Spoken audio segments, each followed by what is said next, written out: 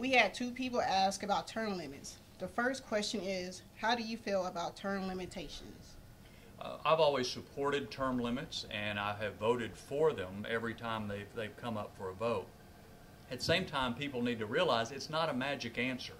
You can be there one term or 20 terms, and you can still forget who you work for, or you can still be a good representative. So people have to pay attention to the individual with or without term limits. What are the chances of ever getting term limits? Well, it has to be an amendment to the Constitution, and that means it takes a 2/3 vote of the House and the Senate to pass it before it goes to the states, where 3/4 of the states have to approve it. When it's come up before, it has gotten a majority in the House, a majority vote, but it has not gotten the 2/3 vote. And that's a very high hurdle for any proposal to ever achieve. So I can't tell you it won't ever happen, but I can say it'll be difficult. Should terms be set by the states or by the federal government? Well, I think terms for Congress should be set by the federal government so that they are all the same across the states. There were some states that tried to impose term limits just on the congressman from that state, but the Supreme Court ruled that unconstitutional because the Constitution is the thing that trumps everything else. And so I think if it's going to happen, it has to be done at the national level, and it's got to be an amendment to the Constitution. Our next viewer submitted questions deal with the national budget. What are your ideas for bringing the national budget under control? Well, week after next, the House is going to vote on a budget. And I certainly encourage people to look at the details of that budget. So I think the first job of the federal government is to defend the country, and so military spending is essential. 2/3 of the federal budget is entitlement or mandatory spending programs, and so that's the part that we have got to reform and begin to get under control. And we do that with reforms. In other words, you don't take something away from people who are on Medicare now, and as a matter of fact, if you're 55 or older, Medicare wouldn't change. But for younger people, there has to be some changes, or else Medicare alone will consume the whole federal budget. The next viewer submitted question is, why do Republicans hold hostage every bit of legislation that comes down the pike to make permanent tax cuts for the wealthiest of Americans? Well, I don't think anybody holds bills hostage. What happens is the House passes bills that never get voted on by the Senate. The Senate wants to do things that the House doesn't want to do.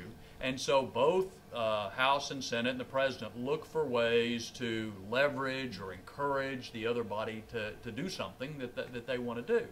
You know, my view is that the worst thing we could do for this economy is to have a tax increase. The President argues for increasing taxes, and so there's a big difference there, and both sides are trying to see that their position prevails. Another viewer question is, funding is due to get cut in 2013.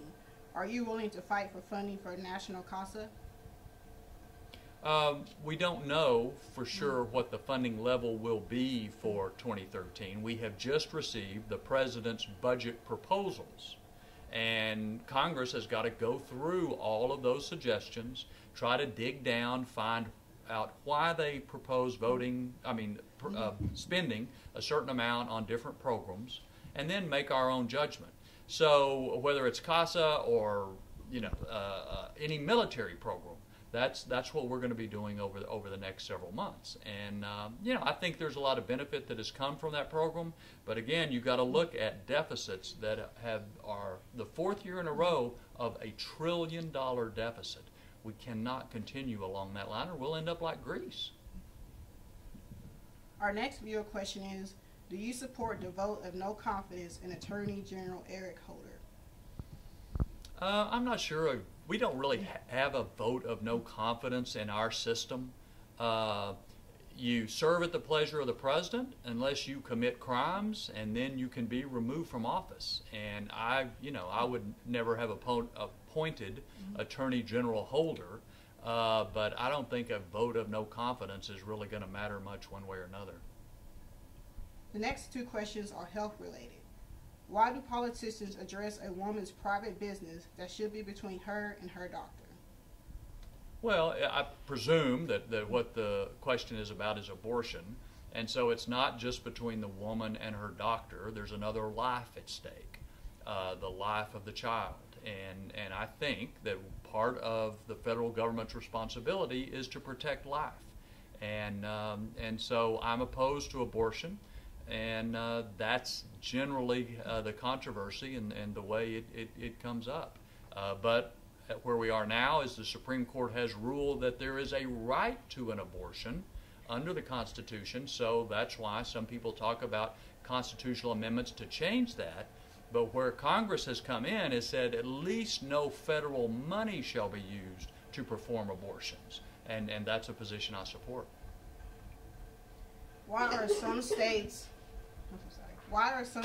letting people use medical marijuana, but it's still against federal law to do so?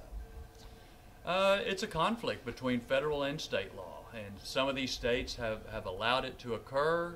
It is still against federal law. I am not persuaded that any medical benefits outweigh the obvious harm that comes from it. Most of the medical organizations agree with that position. So at some point, these two positions are going to have to be resolved, maybe in the courts. Our next viewer question concerns the election. What is being done to keep down voter fraud in the upcoming presidential election? Well, just this week, the Justice Department in Washington has tried to put a hold on Texas's law that says you have to show an ID before you go vote. And the whole purpose of that law is to cut down on voter fraud. Other states have enacted the same law, and the Justice Department is trying to prevent them from being implemented. So ultimately, the courts are going to have to decide this too. Hopefully, they'll decide it before our primary on May 29th. But I don't think it's too much to ask to say if you're going to vote and exercise really one of the most precious rights we have, you have to prove that you are who you say you are. And showing a driver's license or a passport or something to do that doesn't seem to me to be too much to ask. Our final viewer questions concern the president. Do you think President Obama will have his term extended?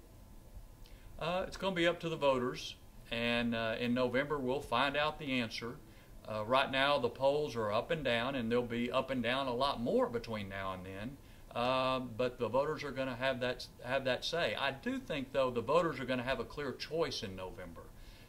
Before President Obama ran on hope and change, now we know what kind of change he's for.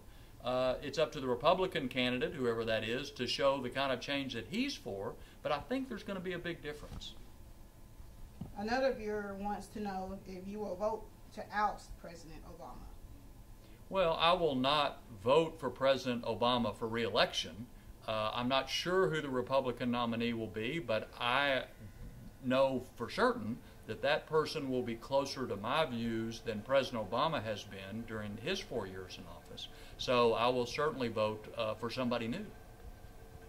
Is it true that President Obama has issued an executive order on his Amnesty Act? No. Another viewer asks, if it is proven that President Obama is not an American national-born citizen, how would you feel about the circumstances in relation to the executive decision, treaties, Supreme Court judge appointments, and federal appointments? Well, there's lots of ifs there. I think the evidence is very clear. President Obama was born in Hawaii, and in whatever year it was, 59 or 60, whatever the records show. But he has certainly been president legitimately through the regular constitutional process for these 4 years, and if some new evidence comes forward that just changes everything in the future, I don't think it's going to change anything he's done as president. Okay, and that's it.